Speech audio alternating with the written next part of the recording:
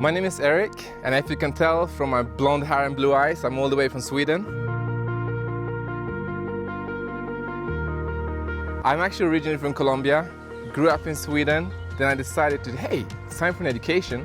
So I went to Les Roches in 2009, graduated in 2012, and since I've been traveling the world. My childhood dream was to become an Air Force pilot. I was actually going for this until age 19. When I was about to enroll into the military service in Sweden, I got a letter where they told me that unfortunately, Erik, your base has been closed due to spending cuts. I was furious because all my, say, 5 years of work to become that pilot, to pass those tests, it felt like you literally just popped the balloon. It didn't exist anymore. But this was the point when I asked myself this question. What's the second thing I really enjoyed when I was little? I enjoyed playing theater and entertaining people.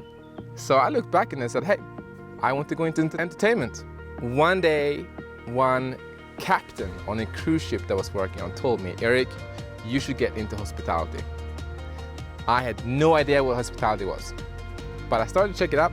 I started to go to the Les Roches visits in Sweden, and I found it quite a good idea.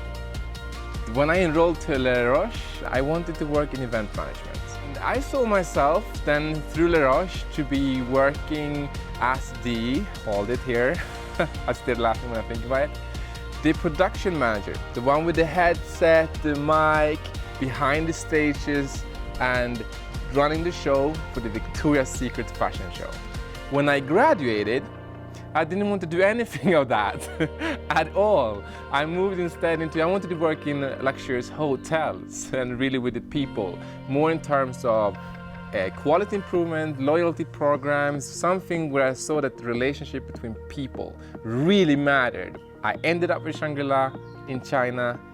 In China, I realized that Asia was just very different.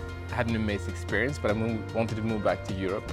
In Europe, I started to work with Louis Vuitton, but I was never answering that question. Or am I trying to make myself happy? Am I trying to do what I really love doing?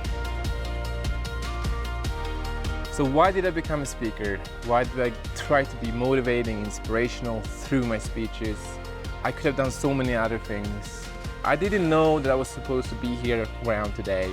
I started to dream about it.